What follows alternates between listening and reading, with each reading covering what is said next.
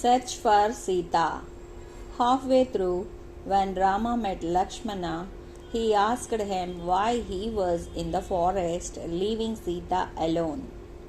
Lakshmana explained him about Sita's instructions and told him that he was compelled to leave her. Sensing that something was wrong, both of them fled towards the ashram without wasting any more time.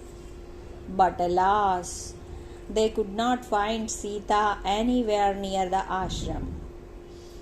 Grieving for his beloved wife, Rama said, "Why have you left her alone, Lakshmana?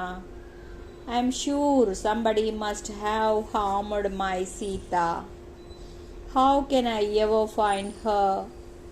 Unable to see him depressed, Lakshmana comforted him that Sita would be fine somewhere and promised to search her out wherever she was.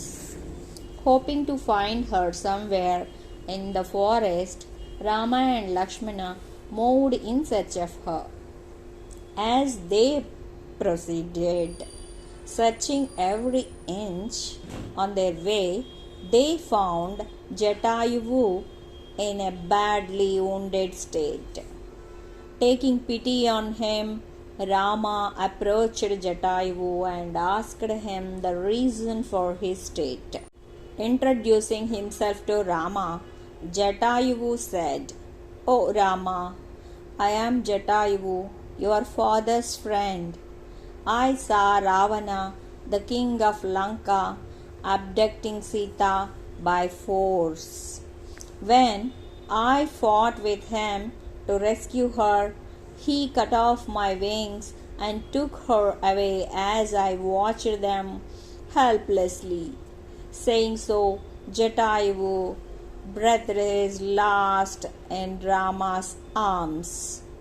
Grieving for the mighty bird that sacrificed his life for their cause, both the brothers cremated him on the banks of river Godavari and paid him their last respects. Having known through Jatayu about abduction of Sita, both of them walked forward thinking of ways to rescue her. As they wandered through the forest, suddenly a fierce one-eyed monster named Kabanda pounced on them, caught them in his hands and held them tightly. Startled by the unexpected incident, Rama and Lakshmana remained shocked for a moment. Later, Rama took out his sword and cut off both the hands of Kabanda. As soon as he did so, the monster turned into a Gandharva, that means divine being, and bowed to Rama. When Rama inquired who he was, he replied, "O Rama, I have been lying here in the forest since ages as a monster due to a curse. Today, by your grace, I attained my original form." Learning of Sita's abduction from them, he suggested, "Rama, in a short distance from here, there is a mount named Rishyamukha. On that mount lives a monkey king named Sugriva with his subjects. Approach him for help. I am certain that he would extend his help to search for Mother Sita." Paying his respects to Rama again, Kabanda disappeared from there. As per Kabanda's advice, Rama and Lakshmana walked towards the Mount Rishyamukha. After traveling for a while, they reached Lake Pampa. On seeing a small hut on the banks of that lake, they quickly went towards it to rest for a while. There they saw an old woman and approached her. She was none other than Sabari, a staunch devotee of Rama. As soon as she set her eyes on the dew, she quickly got up and said, "Oh Rama, have you arrived finally? My wait since ages had turned fruitful today."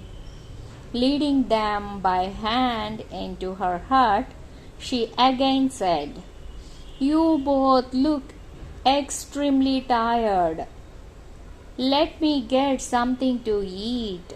Saying so, she quickly went to pluck some fruits from the garden. Sabari put them in a basket and extended it to them. For Rama, she picked out each fruit carefully, tasted them first, and gave the remaining fruit to him only if it was tasty. Though Sabari tasted the fruits first, touched by her love and affection, Rama ate them gladly and blessed her wholeheartedly. After relaxing there for a while, they continued their journey towards Rishyamukha.